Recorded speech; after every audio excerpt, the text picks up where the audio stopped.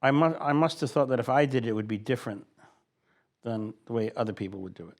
And probably thought that because I was a painter, I had a different relationship to the character. Most people think that they know something about Van Gogh. I mean, he's probably the most documented artist that ever lived. So everybody thinks that they know who he was, or they have some kind of a proprietary investment in him. So it's impossible to make a movie about Van Gogh. I thought that was a good reason to do it. When you make art, nobody's really asking you to do it. There's an impulse to make something that didn't exist. I certainly didn't do it for the money.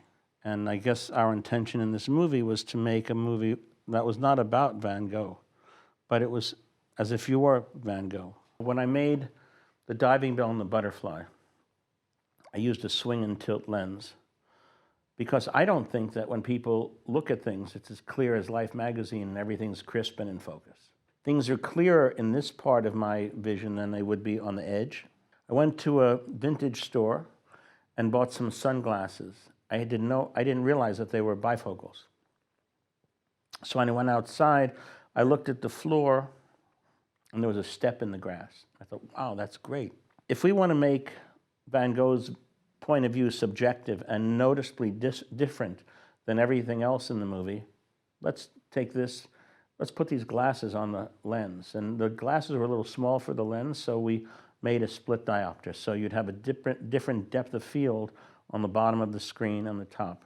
And in fact, we didn't even fix it to the lens sometimes, so Benoit Delhomme could adjust it with his hand. It would feel more natural. And I think that you get this sense of subjectivity. Well, physically, he looks like Van Gogh. As a person, I mean, I've known him for 30 years, and as a person, he's somebody that I trust.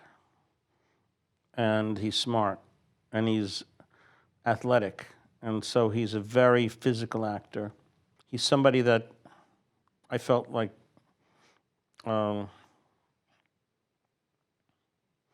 I could depend on. We could develop this thing together, which we did. At a certain moment, he wasn't Willem Dafoe anymore. He was transfigured. He was somebody else. It's a funny sensation when you see somebody that you know and you definitely don't recognize the person that started out with you and they become something else and you're a party to that. He did an amazing job. Absolutely, editing is writing. It's kind of like painting, the way that this movie evolved. And in fact, the experience of looking at the movie probably is more like looking at a painting than any other film I've made. After we made the movie, and then the Academy Awards start coming around, and the Golden Globes, and pundits giving their opinions, and Hollywood Foreign Press, and God knows what else. When you make a painting, you don't try to convince people to like it. You make the painting. If they like it, they like it. If they don't, they don't. But you don't have calculated screenings to where you're trying to spoon feed the audience so you can then get them to like what you did.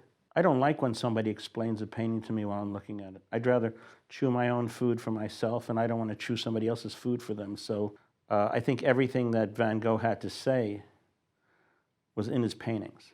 It just so happened that he was a great writer and that he wrote these letters. And so he documented his own life.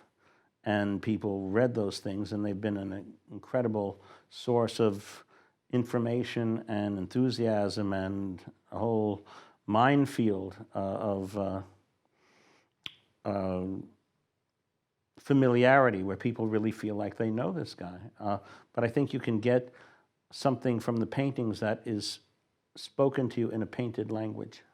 Well, first of all, if you're going to tell me that something is an official narrative, I would go against it immediately. And like I said before at the beginning of our conversation, there are equivalences in this movie. There are things that have nothing to do with a straightforward narrative. We're dealing with a filmic language. Andrei Rublev, the movie by Tarkovsky, not too many people know Andrei Rublev's paintings. In fact, they've never heard of him, probably. So I would say that Tarkovsky never had to answer a question like that. Oh, was it true that Andrei Rublev saw a naked woman running through the forest and there were fires lit all around her that were floating on the water? He didn't have to answer that question. Was it exciting to watch a shot at night where there was flames floating on a lake with people running through the water?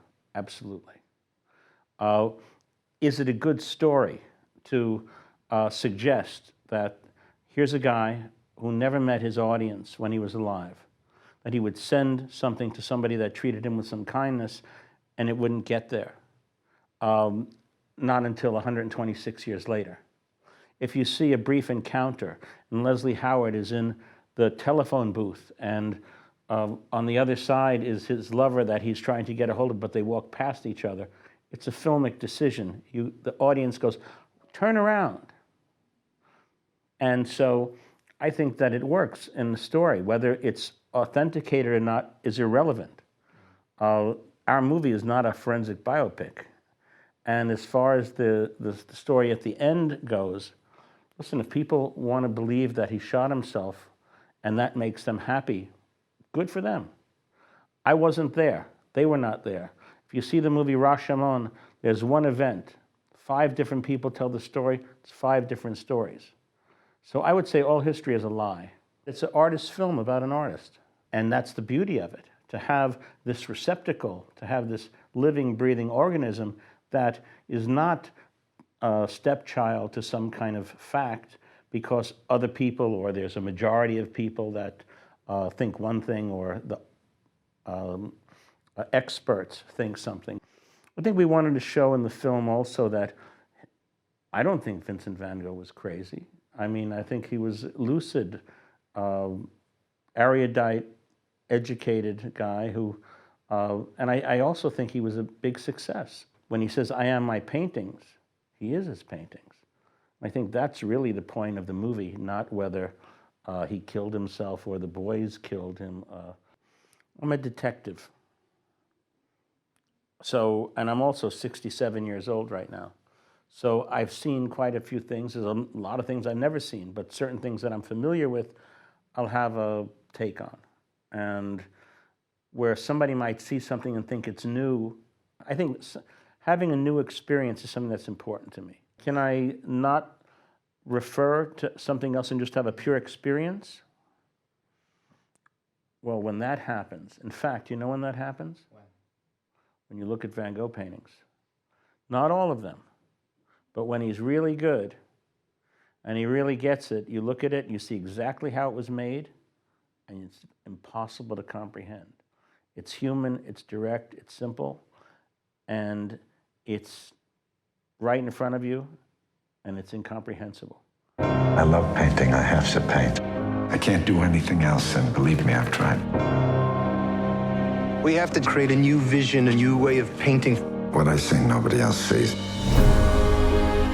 Sometimes I feel so far away from everything.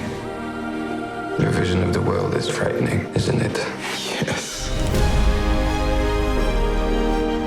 Maybe God made me a painter for people who aren't born yet.